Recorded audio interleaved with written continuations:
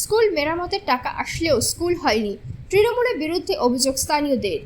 Vote আসলে নেতাদের প্রতিশ্রুতি, ভোট মিটে গেলে কাউকে পাওয়া যায় না। ভোটটা চলে গেলে যে এগুলো হয়ে যাবে, আর ভোটটা চলে যাবে আর সব নেতাদের ঘরে ঢুকে যাবে। আসবে নেতারা এসে বলবে যে এই হচ্ছে, এই হবে, হ্যাঁ, আশ্বাস দেয় যে আমাদের ভোটটা দেবেন, আপনাদের স্কুল মেরামত হবে। এর আগে তৃণমূলের লোকেরা হচ্ছে দুটো গর্ত খুঁড়ে গেল, ব্যাস, আর হয়ে গেল, ভুলে গেছে, কিচ্ছু কাজ হয়নি। তৃণমূল যখন ছিল নেতারা এখানে 10 লাখ টাকা এসেছিল, ঠিক আছে, তারা খেয়ে নিয়েছে। বিগত সরকারের নেতা কাউন্সিলর যে ছিল সে খেয়ে নিয়েছে। স্কুলের বেহাল অবস্থা যখন তখন বিদ্যালয়ের দেওয়াল ভেঙে পড়তে পারে, আতঙ্কিত অভিভাবক থেকে শিক্ষকরা। বৃষ্টি আসলে পঠন পাঠন বন্ধ হয়ে যায়, এমনই এক ভয়ঙ্কর অবস্থায় দীর্ঘদিন ধরে চলে আসছে গয়েশপুর পৌরসভার 1 নম্বর ওয়ার্ডের দোগাছিয়া ঝিলপাড়া এলাকায় শিশু শিক্ষা কেন্দ্রে। এরাও তো বাড়ির থেকে বাথরুম করে আসি, এবার দেখেন রোজ দিন আশেপাশের বাড়িতে রোজ দিন নিশ্চয়ই যাওয়া যায় না, এই করে আমরা নিজেরাই অসুস্থ হয়ে যাচ্ছি।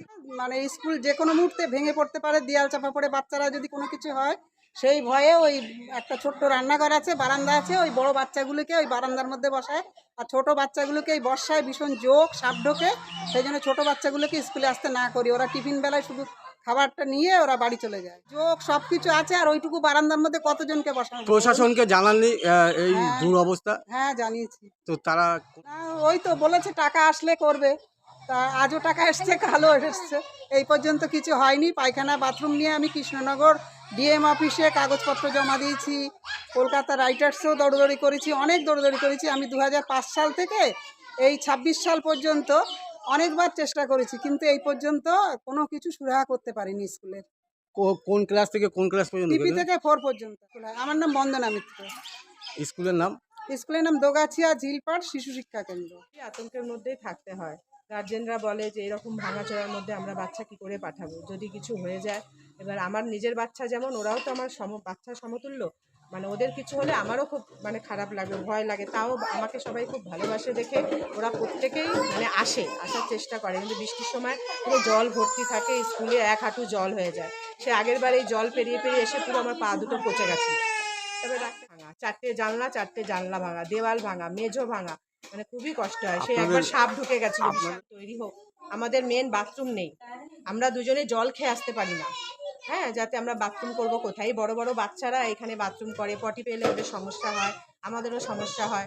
হ্যাঁ, কারেন্ট নেই, এই গরমের মধ্যে কষ্ট করে তাও বাচ্চারা রোজ আসে। আমি চাই যে আমার স্কুলের উন্নতি হোক। আমার নাম রিঙ্কু রায় মারি। মাথার উপর ছাদ নেই, টিনের চালা তাও আবার ছিদ্র হয়ে ঝাঁঝরা হয়ে পড়েছে। চারপাশে ইটের দেওয়াল কিন্তু ফেটে এপার ওপার দেখা যায়। এমনই এক ভয়ঙ্কর অবস্থায় বছরের পর বছর ধরে বিদ্যালয়ের শিশুদের পড়াশুনো চলছে। 2005 সাল থেকে আরও জীর্ণ দশায় পরিণত হয় স্কুল। নজর ছিল না তৎকালীন পৌর প্রশাসনের। সকালে অঙ্গনওয়াড়ি ও দুপুরে পিপি থেকে 4র্থ শ্রেণী পর্যন্ত পড়ুয়াদের পড়াশুনো চলে এই বিদ্যালয়ে। বিদ্যালয়ে নেই কোনো বাথরুম, বাচ্চারা যেমন তেমন হলেও বড়রা কোথায় যাবে? শিক্ষিকারা ভয়ে জল খায় না, এইভাবে জল না খেয়ে মাঝে মাঝেই অসুস্থ হয়ে পড়তে হয়। যখন তখন দুর্ঘটনা ঘটতে পারে বিদ্যালয়ে, এমনই আতঙ্ক নিয়ে বিদ্যালয়ে পড়াশুনো চলে। मतलब अच्छा से बन जाएगा तो अच्छा रहेगा, बेहतर रहेगा, यही सब हम लोग डर से रहते हैं, कभी टूट के गिर जाए, बच्चे के देह पर गिर जाए, हम लोग के देह पर गिर जाए, तो ये सब मतलब इसके लिए मतलब बन जाएगा तो अच्छा होगा।